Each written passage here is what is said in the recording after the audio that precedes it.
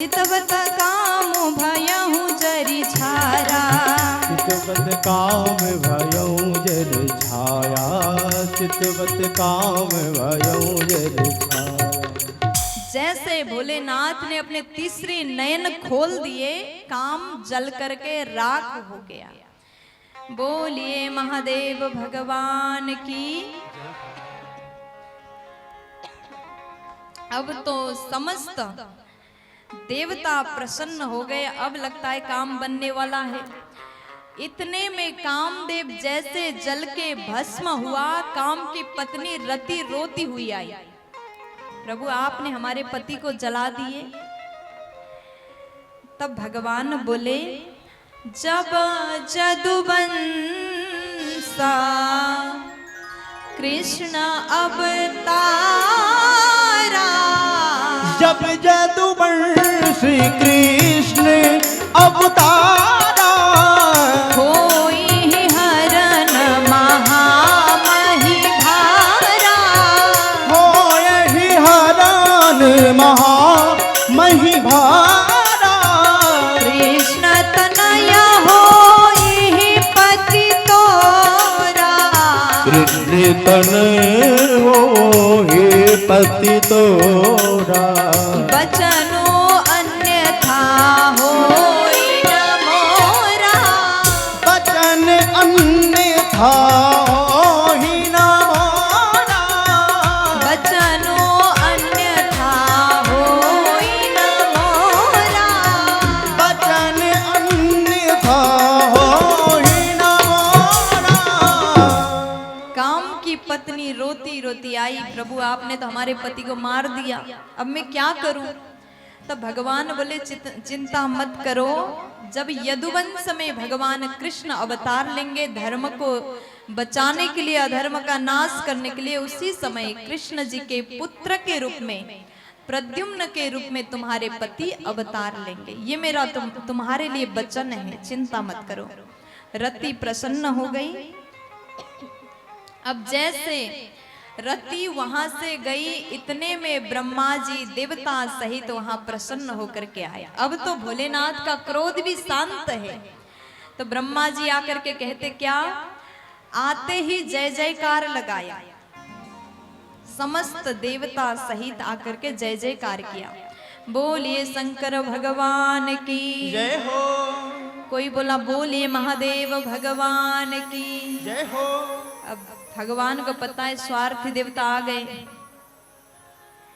ये देवता लोग ऐसे हैं, जब भगवान अकेले हैं, सती जी मर गई तब तो नहीं आए, लेकिन अब आकर के भोलेनाथ की जय जयकार लगा रहे हैं। क्यों? अपने काम को सिद्ध करने के लिए। अब ब्रह्मा जी बोले, सरकार सबकी मन की बात मैं आपके सन्मुख प्रकट कर रहा हूं। भगवान बोले कहिए। अच्छा, देवता को ब्रह्मा जी के सहित देख करके भोलेनाथ ने ये नहीं पूछा कि कैसे हो, सीधा बोले बताओ काम क्या है। स्वार्थी लोगों के लिए ऐसे ही बोलना चाहिए।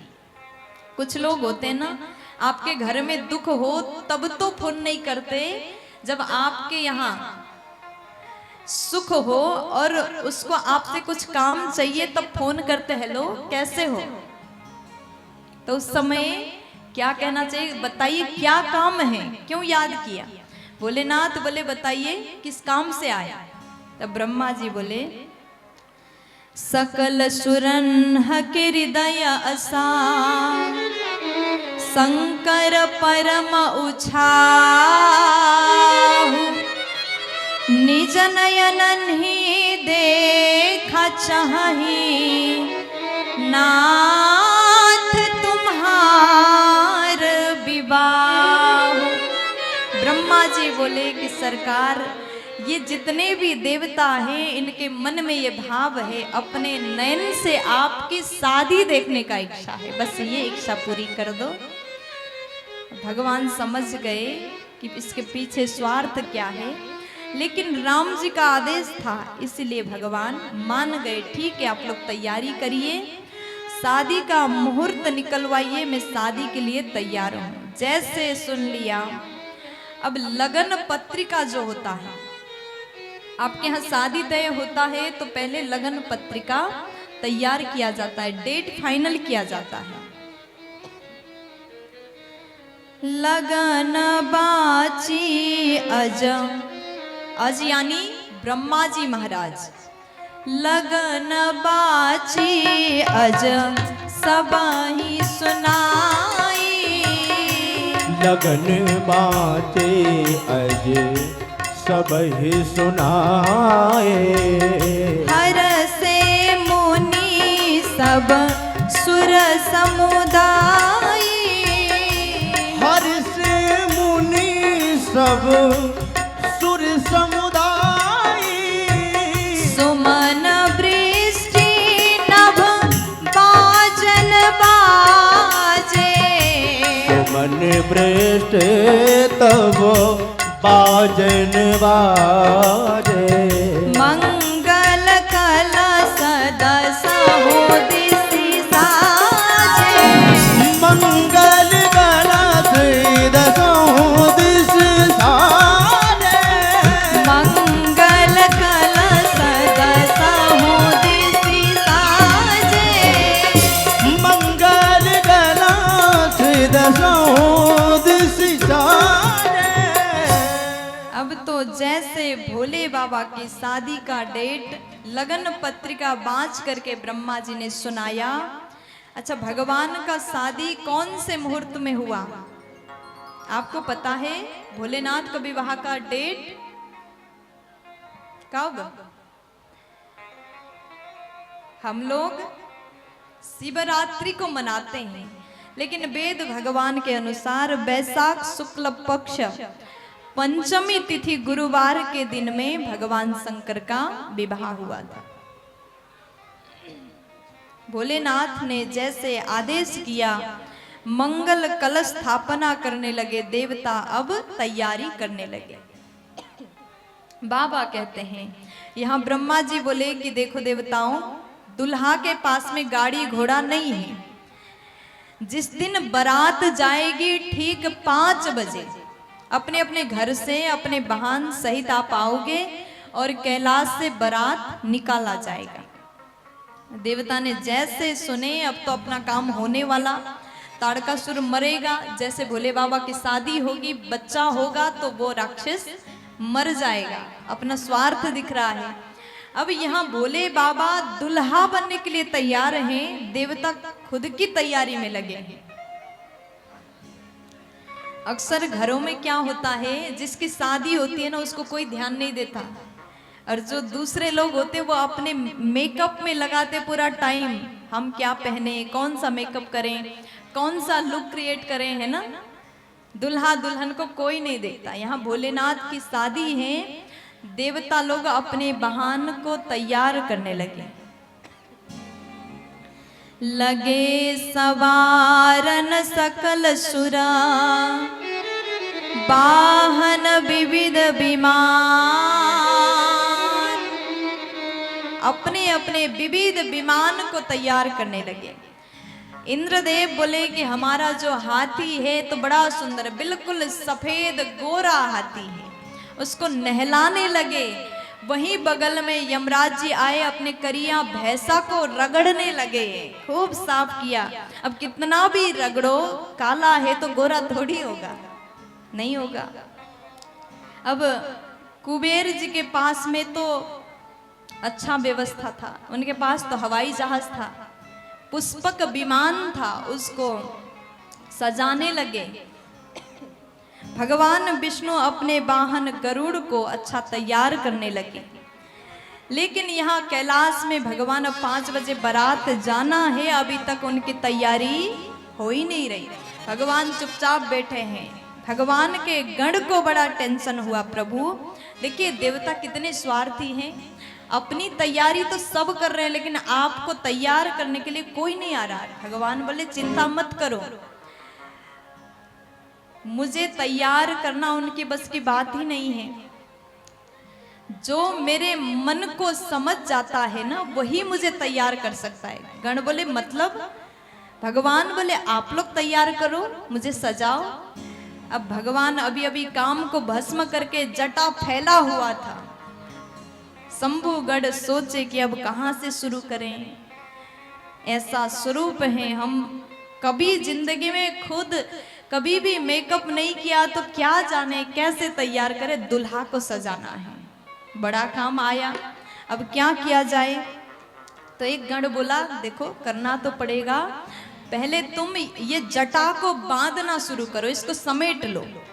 शिवहि शंभु गण करहि सिंगारा, शिवहि शंभु गण करहि सिंगारा, जटा मुकुट अहि मोरु सवारा, जटा मुकुट अहि मोरु सवारा, कुंडल कंकन पहिरे ब्याला, कुंडल कंकन पहने ब्याला, तन विभूति पट के हरि छाला, तन होत पट के हरि छाला, तन विभूति पट के हरि छाला, तन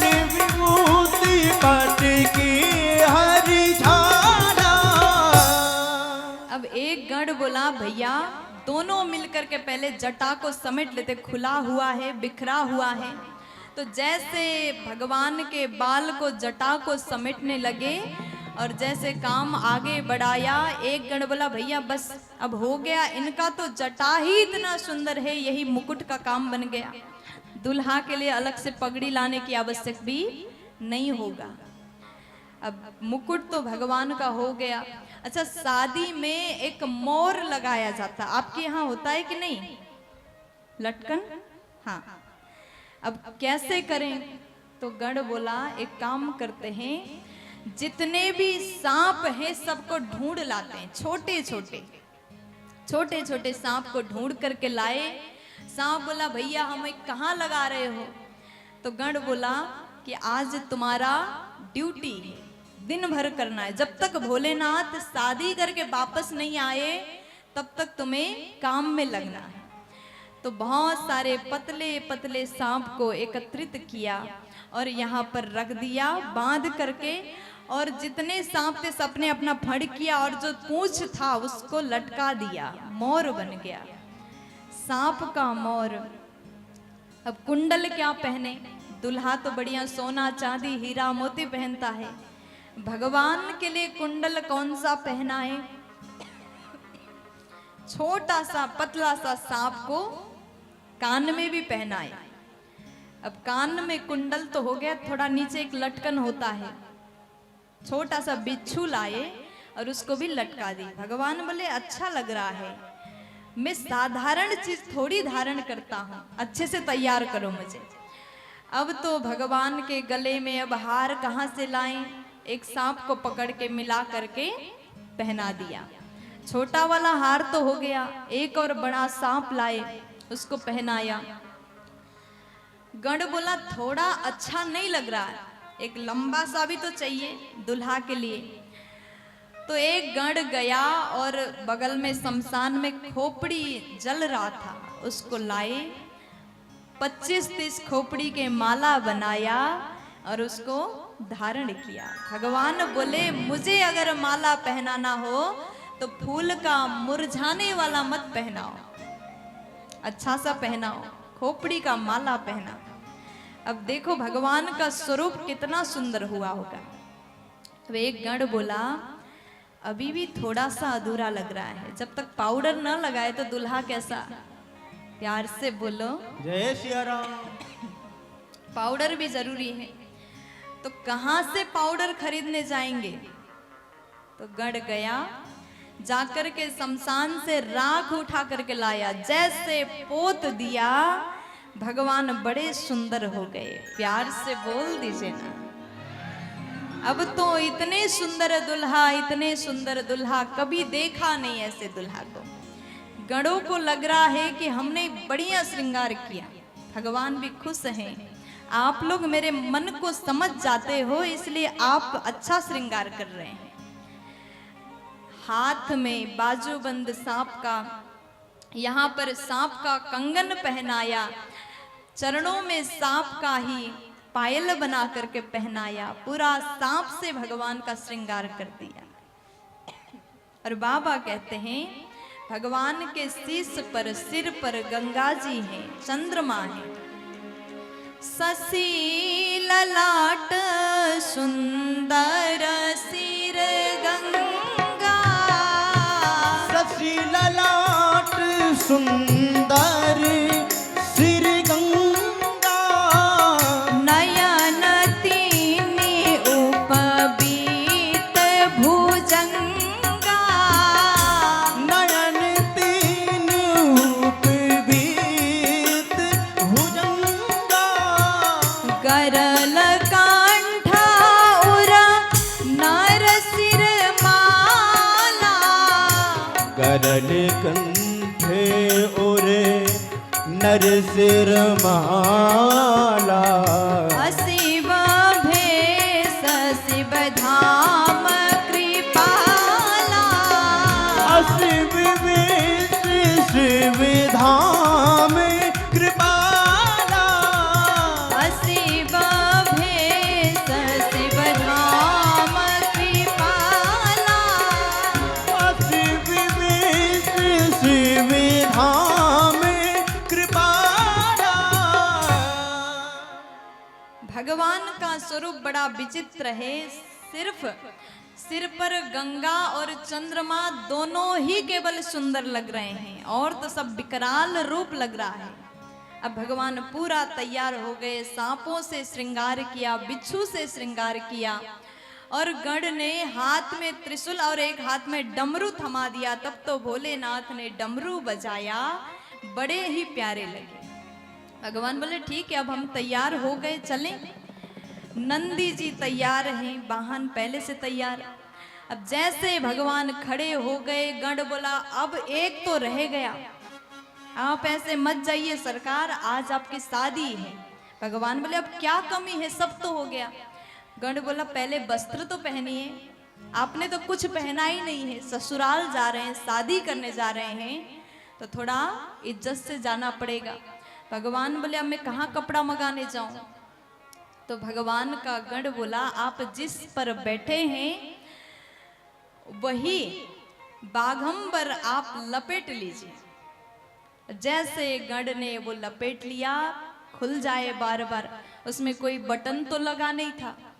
तो एक पतला सा सांप लाए और सांप से बांध दिए। सांप कहता है अच्छा, भगवान शंकर के शादी में नाचने के लिए सांप ने भी महीनों से प्रैक्टिस किया था। बार बार नाचने लगे तो बार बार खुलने लगे वो कपड़ा। तो एक गण बोला कि देखो भैया सांप, तुम्हें आज अच्छी तरीके से ड्यूटी करना है, थोड़ा सा भी हिलना नहीं। जब तक हमारे भगवान शादी करके वापस आएंगे तभी तुम हिल पाओगे, अच्छे से ड्यूटी करोगे। बोला ठीक है करूंगा। अब उसको सांप से बांध दिया, भगवान तैयार।